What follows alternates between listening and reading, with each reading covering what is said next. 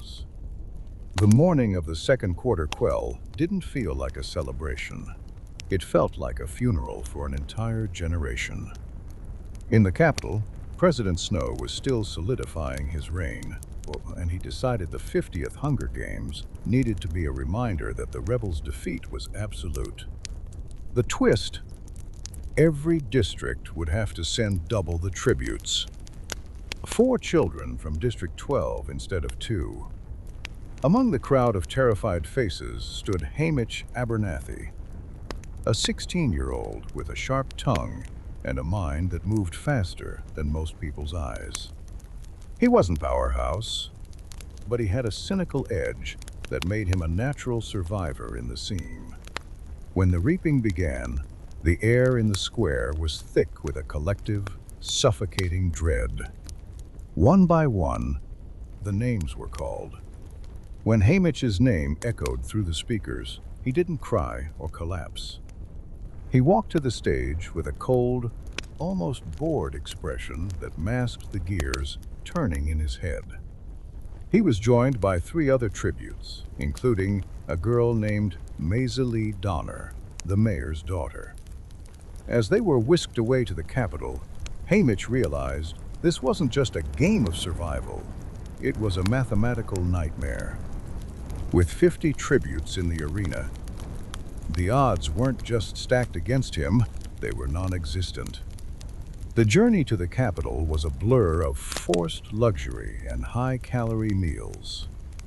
While the other tributes from 12 were paralyzed by fear, Haymitch spent his time observing. He watched the career tributes from Districts 1 and 2, noting their arrogance and their reliance on brute force. He realized that in a field of 50, you couldn't fight everyone. You had to let the arena do the work for you. During his training and interviews, he played the part of the unbothered, slightly mocking underdog. He gave the capital audience a show, but he kept his true tactics buried deep. He knew that the only way to beat a rigged system was to find the one thing the game makers hadn't accounted for. As the launch drew near, the reality of the Quell set in. This wasn't the usual Hunger Games. It was a massacre designed to be a spectacle, art. The tributes were being sent into a meat grinder for the amusement of a city that thrived on their blood. Haymitch stood on his pedestal, the cold wind of the arena biting at his skin, and looked out at the 49 other kids he was supposed to kill. He wasn't thinking about glory, he was thinking about the exit.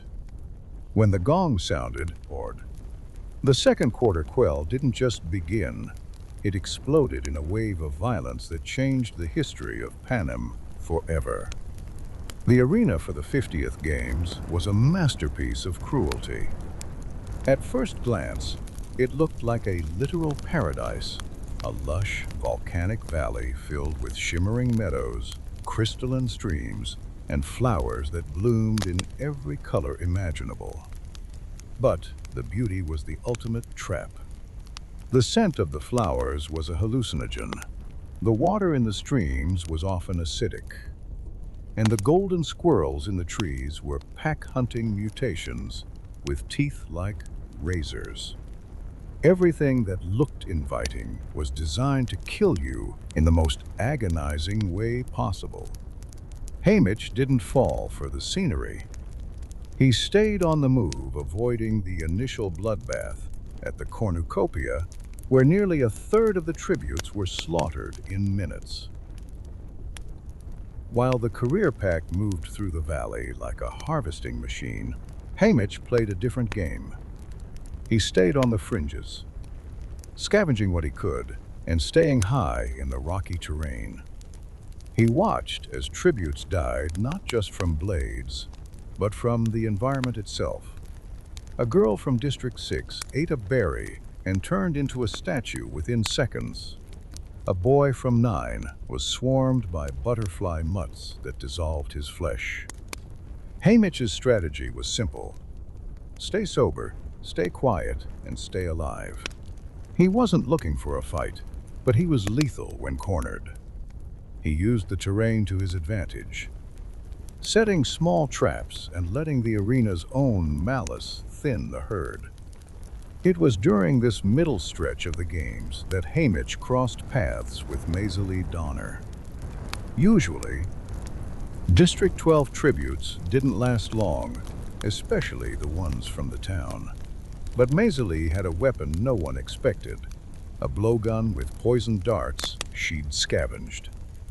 She saved Haymitch from a career ambush, and despite his instinct to work alone, he realized they needed each other. They formed a tactical alliance based on mutual survival. Maisie had the range, and Haymitch had the survivalist's intuition. Together, they navigated the treacherous meadows, moving toward the very edge of the arena, away from the chaos of the center. As they hiked, Haymitch became obsessed with the boundary. He noticed that the arena felt closed in a way that others didn't. He began throwing rocks toward the horizon, watching them disappear into the distance. Eventually, he found it, the force field. It wasn't just a wall, it was a mirror that bounced things back with equal force. While Maisie saw it as a dead end, Haymitch saw it as a tool. He realized that the game makers hadn't just built a cage, they'd built a weapon. This discovery was the first step toward his ultimate victory, but it was also the moment he truly became a target of the capital's invisible hand, Haymitch. And Maisie's alliance was a rare moment of humanity in a sea of carnage. They shared stories of home, and for a moment, the nightmare of the games felt distant. But the arena never allowed for peace. The game makers, bored with the stalemate, began to shrink the safe zones, forcing the remaining tributes toward each other. The beauty of the valley began to rot. The flowers turned to poisonous sludge, and the sky turned a bruised, permanent purple. They were down to the final few tributes when the pressure was becoming unbearable. Haymitch knew they couldn't stay together forever, and Maisie, realizing the same, eventually suggested they split up so they wouldn't have to face each other in the end. Disaster struck shortly after they parted ways. Maisie was attacked by a swarm of candy-pink birds with long, needle-like beaks, another capital mutation. Haymitch heard her screams and ran back, but he was too late. He held her hand as she died, the same way Katniss would hold Rue's decades later. The loss broke something inside him, but it also solidified his resolve. He was done playing by the rules. He made his way back to the edge of the arena, the force field he'd discovered earlier. He was exhausted, wounded, and alone, facing the final career tribute. A girl from District 1, who was bigger, stronger, and better armed. The final battle wasn't a heroic duel. It was a desperate scramble for survival. The career girl pursued Haymitch to the very edge of the cliff that overlooked the force field. She was confident, mocking him as he bled out.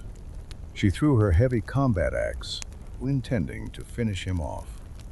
Haymitch, sensing the timing, threw himself to the ground. The axe sailed over his head, hit the force field at the perfect angle, and bounced back with twice the velocity. It struck the career girl right in the head, killing her instantly.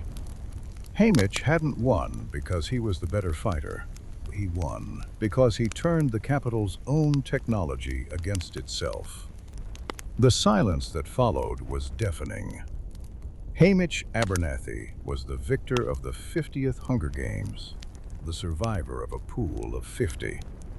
But as he sat on the edge of that cliff, watching the hovercraft arrive to pick up his broken body, he didn't feel like a winner, hard as.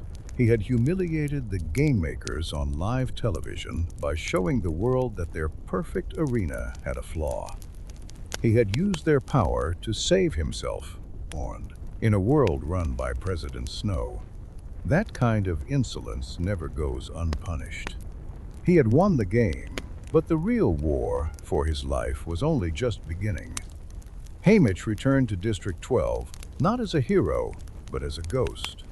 The Capitol's vengeance was cold and calculated. Because he had exposed the force field and made the game makers look like fools, President Snow decided to make an example of him.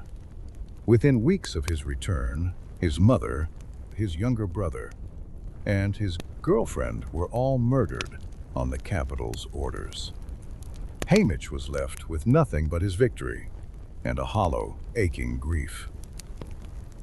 He realized that winning the Hunger Games was just a different kind of death sentence. He had survived the arena only to be trapped in a life where he was forced to watch others die, year after year, as a mentor. This is where the Haymitch we know was born. He turned to the bottle to drown out the screams of the 49 kids who didn't make it out, and the memory of the family he couldn't save. He became the drunken mess of District 12, a man who used humor and booze as a shield against a world that had taken everything from him. For 24 years, he mentored tributes who never came home, becoming a fixture of the games, while secretly harboring a burning hatred for the Capitol. His victory in the Quell wasn't a triumph. It was a burden he carried every single day. But the lesson of the force field stayed with him. He learned that the Capitol isn't invincible. It just wants you to think it is. He learned that if you can't win the fight, you change the rules. When a girl named Katniss Everdeen volunteered for her sister years later, Haymitch saw a spark of the same defiance he'd felt on that cliffside. He didn't just teach her how to survive. He taught her how to play the audience and how to find the flaws in the system.